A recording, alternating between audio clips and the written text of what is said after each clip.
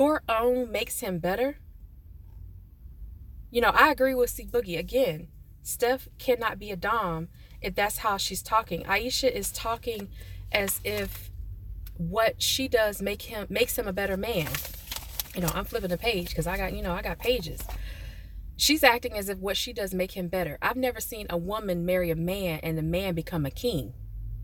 No, honey, it doesn't work like that. You can't marry a man and make him a king. He's a king. He can marry you and you become a queen. And a queen plays her role.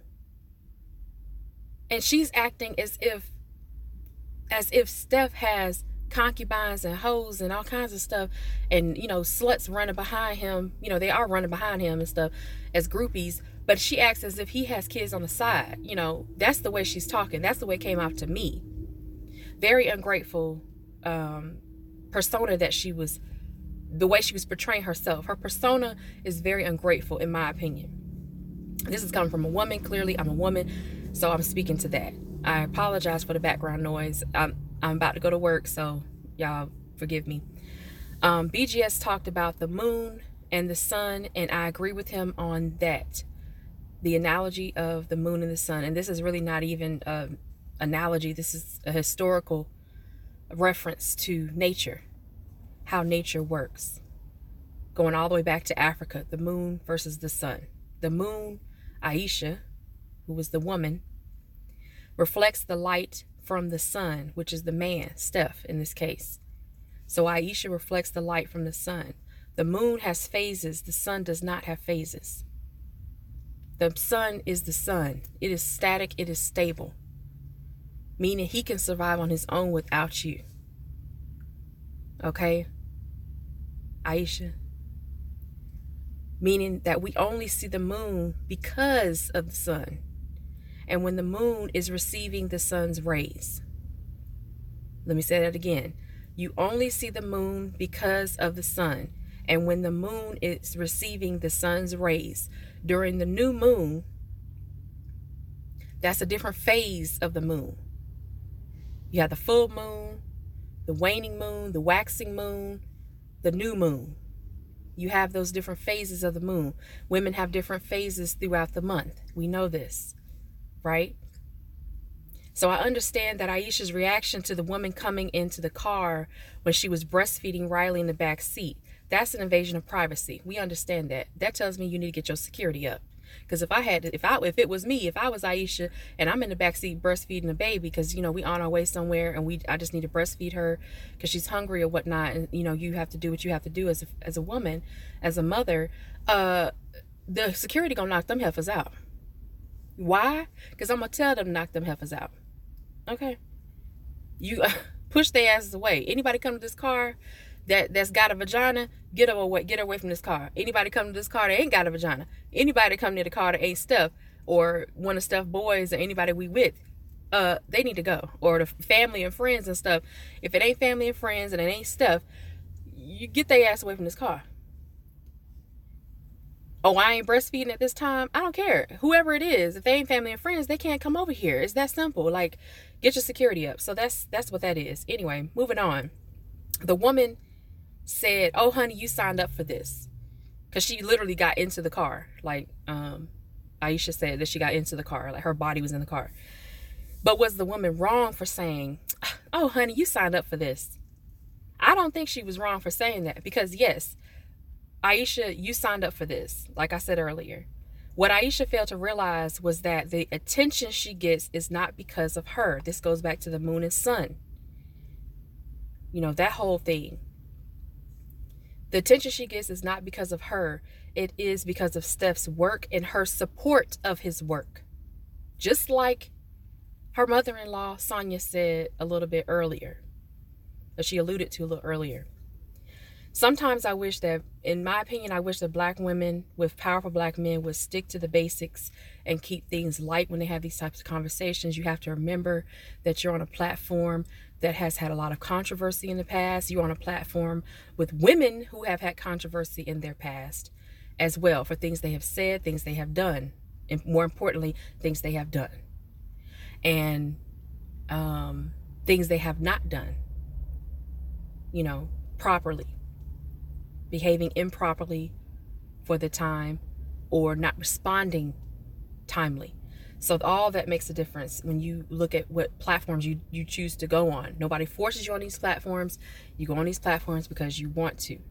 Ayesha still wants some celebrity, it seems. She still, even though she has her own thing going on, it's not where she wants to be. I want Ayesha to remember that she does not live with Jada, Willow, or Steph's mom. She does not live with Jada's mom. She does not live with Doc Rivers' daughter-in-law, the young lady in the lavender there. She does not live with Steph's sister and her husband. She does not live with any of these people that are on this panel, at this table. I can only imagine how Steph reacted to her saying some of the things she said. Now I'm going to get into what she was saying that pertains to his personality.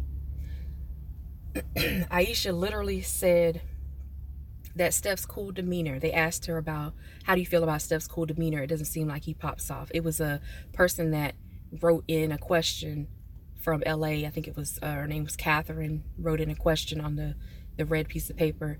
And Ayesha was like, you know, as far as his, pertaining to his cool demeanor and the fact that he doesn't really go off on people, she said it was disgusting. Oh, it's disgusting. I'm just so disgusted. You sound like a dumbass white woman when you said that, because actually, yeah, a dumbass white woman. I'm gonna go ahead and say it. That's very ungrateful and doesn't realize the blessing she has. Like, you have men that pop off all the time for nothing, and a woman is in a very scary position, not knowing what's going to happen, under a lot of stress, on the verge of a stroke, you know, because she don't know what's going on. And you have a very stable relationship, and you sit here talking about something, him not going off on people and him being calm and cool and collected is disgusting. How dare you say something like that? Like, you know, I think C Boogie was saying the nerve of these niggas, you know, the nerve of this woman, the nerve. Like, you don't understand what you have. But you know what? I'll take that back. You're going to understand what you have when it's gone. Because I'm not trying to put nothing on her marriage or anything. You know, shout out to Black Love. I appreciate, you know, black people getting married, being in love and all that. But if he decides to leave your ass with 3 kids at the age of 30, and you've known him your whole life, pretty much, your whole late teenage to adult life.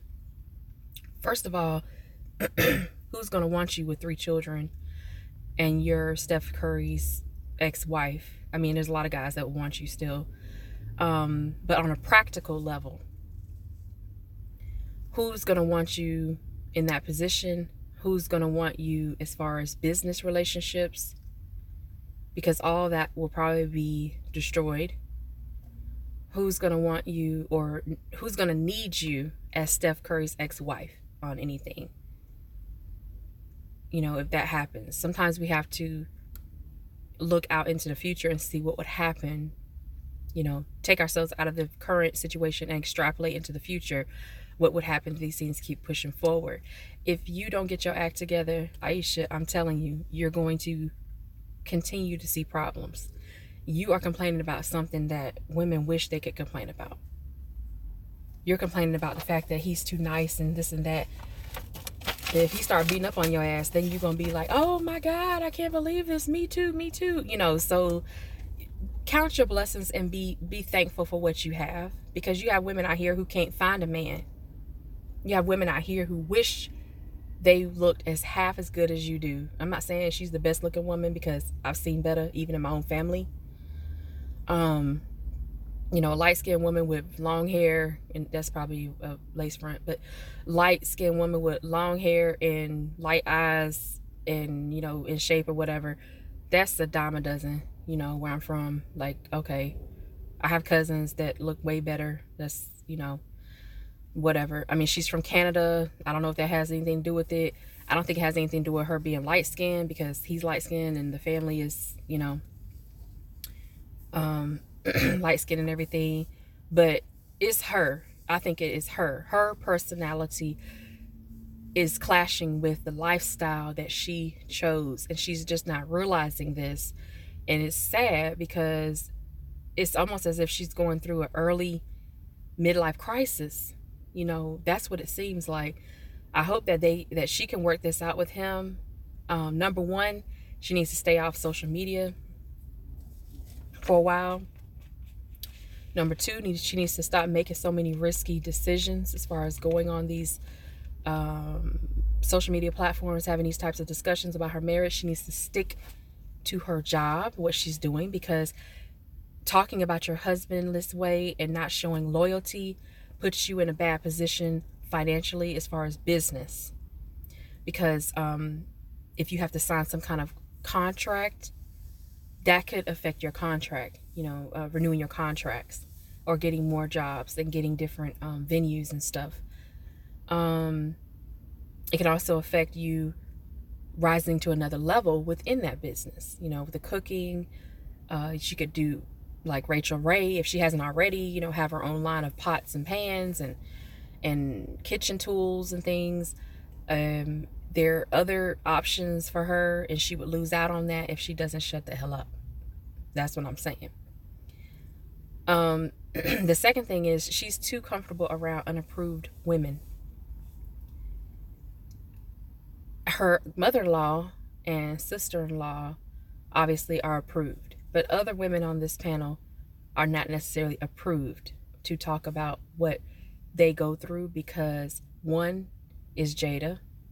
She's married to Will Smith. Her mother, I don't know who she's married to, but she has a hyphen in her name, so that indicates she was married and divorced, I guess.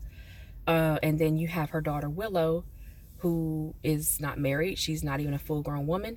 Oh, and lastly is the other lady who's there, and she's married to Steph's brother. But she's not married, excuse me, she's engaged. She just got engaged before the night before they did this recording. So she has no experience at all. They really can't, you know, talk about her situation because they're not in. Only three that can talk about Ayesha's situation are Steph's mother and Steph's sister, because they've been in this business long enough to understand what's going on. So unapproved women, that's what I mean by unapproved women. I may just do a video about how troublesome Ayesha is, you know, in the grand scheme of things. She also lastly shows signs of being uncoachable. That's a big problem. That's a big no-no, you know, to be uncoachable. Sometimes women can look at a woman and tell this woman is uncoachable, and this woman is, I wouldn't say not worthy, but she's a troublemaker. She could be a troublemaker. And I hope that Steph realizes what he's dealing with, and it's kind of late for him to realize what he's gotten himself into, but I hope that he can they can discuss this and resolve this issue, because it's gonna get worse if it's not resolved early on in their marriage as they are growing together, you know. But she has to remember, every time she goes on here and does these types of social media discussions on these different platforms, that stuff stays with you forever. Your children are going to see that. You have 2 daughters and a son. They're going to see that. You know, what kind of impact will that have on them? I don't think she's thinking about that. She's thinking about herself primarily, which is sad, but I wish them the best of luck. Anyone out there who has issues in their relationships and their marriages and stuff, I wish you as well the best of luck, much success to you. Congratulations on your relationship. I have no issues with Black people out here in relationships, marriages, and whatnot. I'll leave it at that. I don't want it to go on too long. It probably has already, but I appreciate you stopping by my video. I'll be putting out new videos soon. I've been traveling a lot, so my apologies for that, but I will be coming back. Let me know what you think in the comment section. Don't forget to like, comment, share, subscribe if you have not already. Hit that notification bell, and I'll talk to you in the next one. Peace.